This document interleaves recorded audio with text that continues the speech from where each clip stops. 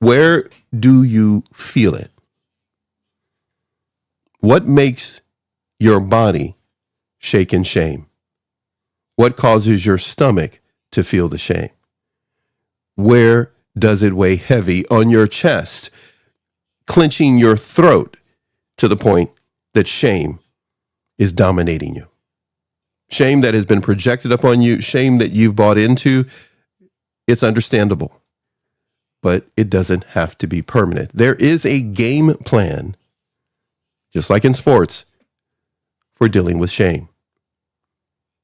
Finding a customized game plan to deal with your shame may mean talking to a mental health provider. It may mean making it a mission to research the tools needed to shake shame. Practice 5 minutes of deep breathing can be extremely beneficial. Taking 10 minutes to take a walk.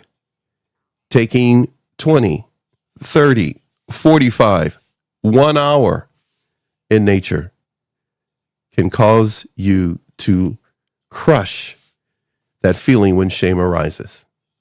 You can make a difference in your life. You can alter your day.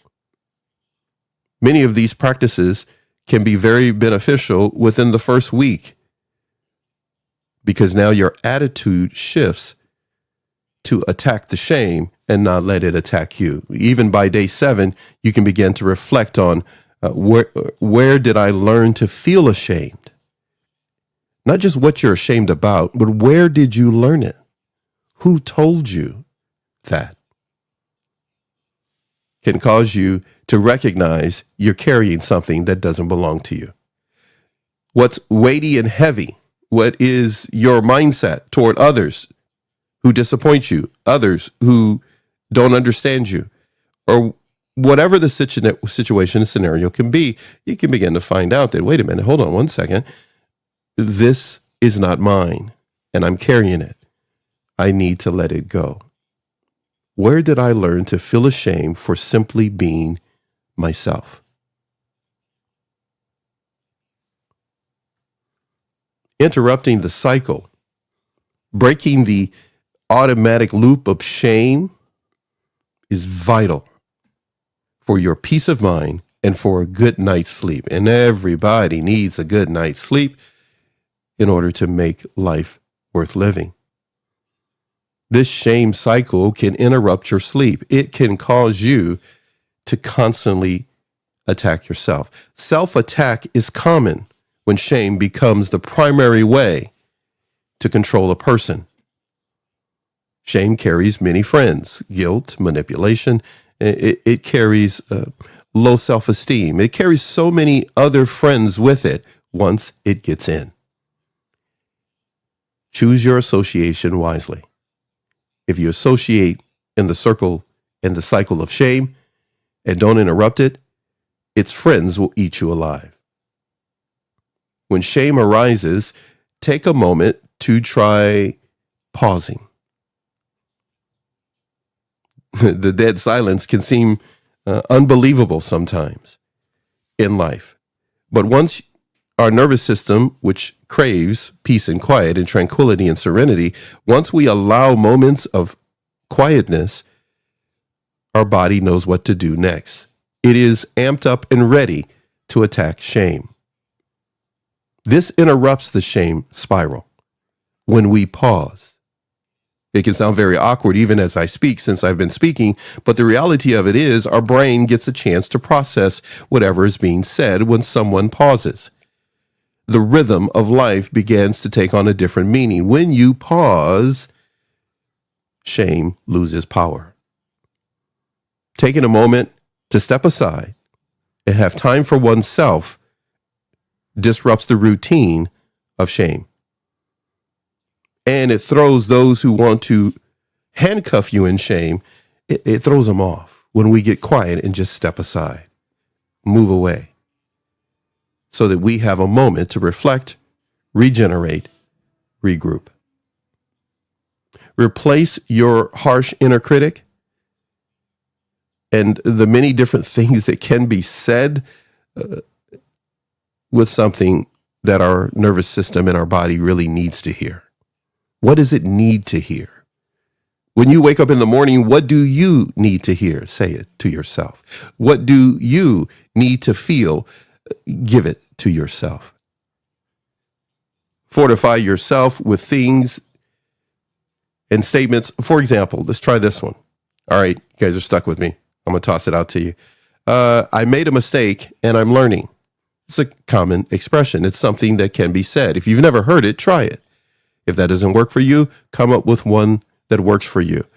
But when we begin to self-attack, we've left room for shame. We've left room to be trapped. And when we're trapped, we become prey.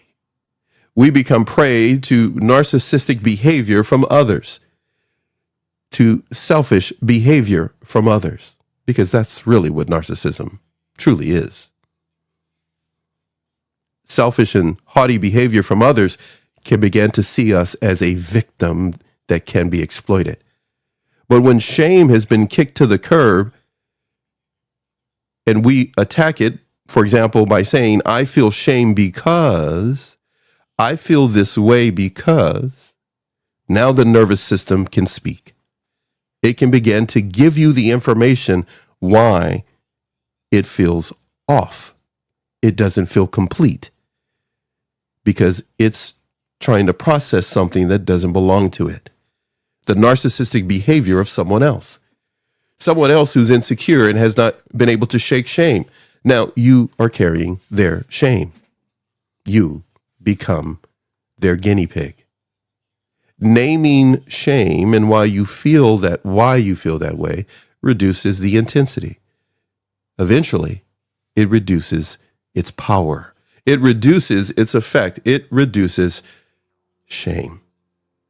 Puts it in its place as a useful tool within the nervous system, but not a dominating mental attitude in the nervous system. It does not become a DMA, a dominating mental attitude. It becomes a tool useful within our body instead of a tool that a narcissist can use, a toxic person can use to slap us around emotionally. Creating a shame emergency toolkit, not a bad idea. Not a bad idea. Okay, so what are we talking about? All right, I'll toss out some of the things that I've come to learn by doing these shows with professionals. 1, drink water. 2, get yourself outside. Go outside. 3, slow, deliberate breaths. Taking in oxygen, as it were. Giving your nervous system and your brain the power so you can navigate the roads of life. Taking in oxygen, breaths of air, deep, steady, controlled, focused on the purpose of taking in oxygen tells your nervous system and your brain, I got you.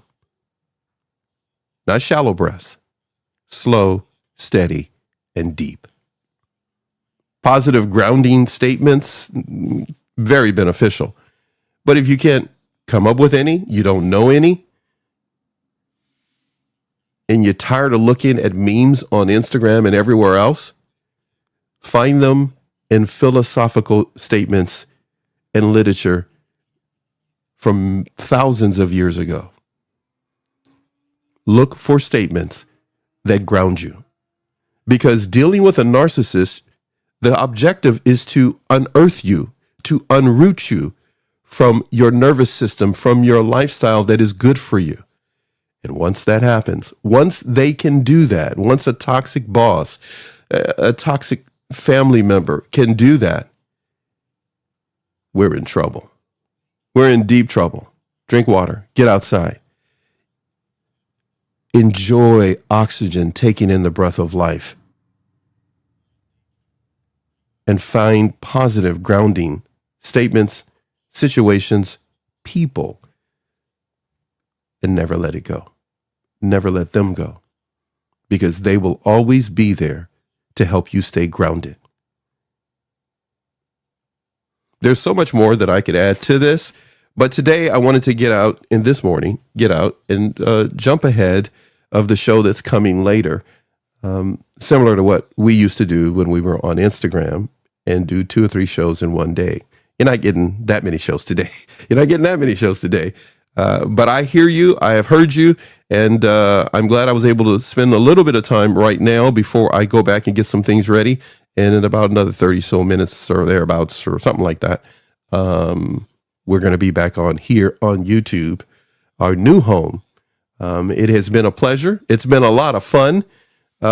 We got here in November of 2021. I think. Is that what we did? And I'm really grateful to all of you who have been writing me to get back to do what I'm doing right now and a number of other things we're going to be doing for you. We're looking forward to spending more time with you. I do want to say this, though, before I go. A couple of things in regards to shame. And we're going to talk more about manipulation and so forth in the next show in a few more minutes. But everyone, and many of you, you know who you are.